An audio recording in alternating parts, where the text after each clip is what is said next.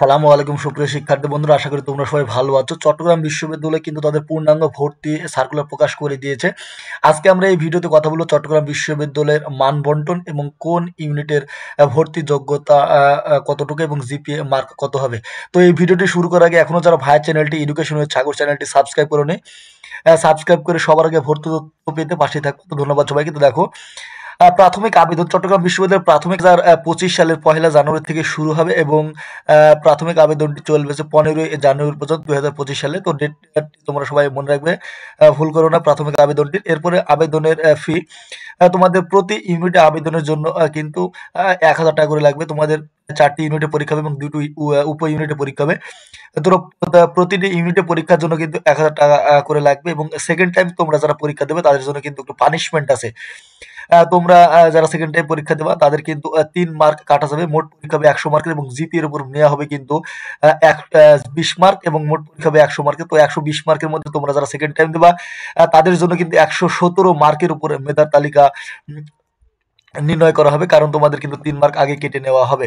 এবারে জিপি এর উপর আমরা বললাম তো 20 মার্ক নেওয়া হবে। এরপরে আমরা যদি দেখার চেষ্টা করি, তো জিপিএ যোগ্যতারা কোন ইউনিটে কত জিপিএ যোগ্যতা। তো এই ইউনিট মূলত এটা বিজ্ঞানের ইউনিট এবং এখানে সর্বনিম্ন এসএসসি তে তোমার লাগবে জিপিএ 4 এবং এইচএসসি তে তোমার থাকা লাগবে 3.50 এবং সর্বে সাকল্যে কিন্তু তোমার লাগবে 8.25 বা 8.25 থাকলে কিন্তু তুমি বিজ্ঞান বিভাগে ফর্ম তুলতে পারো চট্টগ্রাম বিশ্ববিদ্যালয়। তো তোমার জিপিএ কন্ডিশন এসএসসি তে কিন্তু তোমার 4 লাগবে এবং এইচএসসি তে তোমার 3.50 লাগবে সর্বনিম্ন। এই দুটার মধ্যে যদি তোমার কোনো রিকোয়ারমেন্ট পূরণ না হয় তাহলে তুমি কিন্তু এই ইউনিটে আবেদন করতে পারবা না।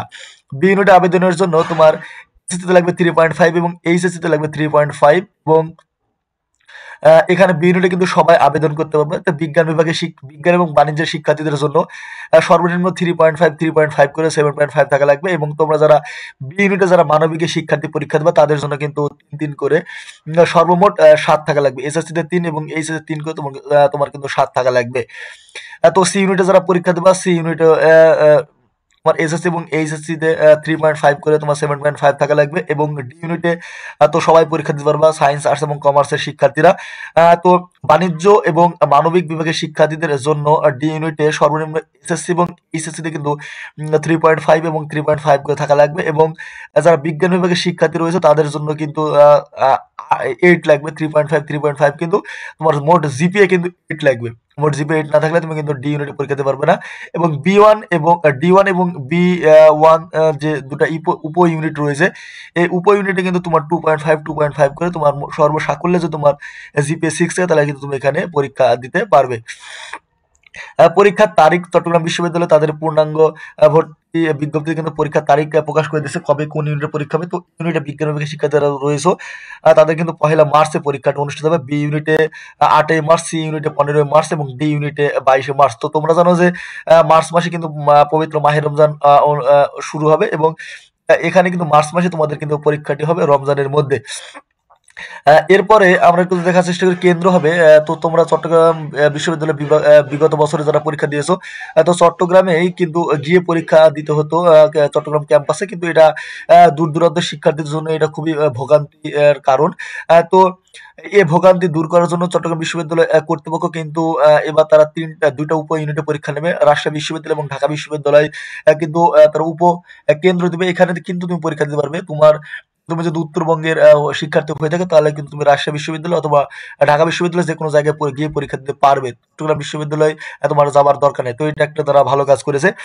এবারে পরিস্থিতি হবে সকাল 11টায় পরীক্ষাটা অনুষ্ঠিত হবে, কারণ আমরা জানি যে পবিত্র মাহে রমজান শুরু হবে। এই জন্য মাহে রমজানের মধ্যে তোমার পরীক্ষাটা অনুষ্ঠিত হবে। এই জন্য কিন্তু সকাল 11টায় কিন্তু পরীক্ষাটি শুরু হবে 1 ঘন্টায়। এবার আমরা একটু দেখবো মান বন্টন। চট্টগ্রাম বিশ্ববিদ্যালয়ে যে 4টা ইউনিটে পরীক্ষা হবে, 2টি উপ ইউনিটে পরীক্ষা হবে। তো মান বন্টনটা কেমন হবে, কোন বিষয় থেকে কতটি প্রশ্ন আসবে।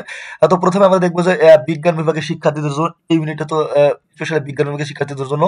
তো এখানে বাংলাতে 10, ইংরেজিতে 15 এবং পদার্থ 10, রসায়ন 25, গণিত 25, জীব 25। এখানে বাংলা ইংরেজি উত্তর করা বাধ্যতামূলক। তোমাকে বাংলা এবং ইংরেজিতে 25 মার্ক রয়েছে সেটার থেকে তোমাকে উত্তর করতে হবে, এটা তোমার বাধ্যতামূলক। এবং বাকি যে 4টি রয়েছে পদার্থ, রসায়ন, গণিত এবং জীব, এখান থেকে তোমার যে কোনো 3টি 75 মার্কের অ্যান্সার করতে পারে। এই বাকি হচ্ছে 15, 25, মোট আছে 100 মার্কের পরীক্ষাটা অনুষ্ঠিত হবে ১ ঘন্টায়। তো তোমরা নিশ্চয়ই বুঝতে পারছো যে বাংলা, ইংরেজি উত্তর করা বাধ্যতামূলক এবং পদার্থ, রসায়ন, জীব এবং গণিত থেকে যেকোনো একটি যেকোনো ৩ টা প্রশ্নের উত্তর করতে হবে।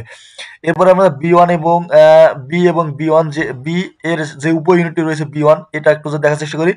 বাংলা থেকে থাকবে ৩৫, ইংরেজি থেকে থাকবে ৩৫, সাধারণ জ্ঞান থেকে থাকবে ৩০। মোট ১০০ মার্কের পরীক্ষা অনুষ্ঠিত হবে এবং এটা বি ইউনিটের জন্য।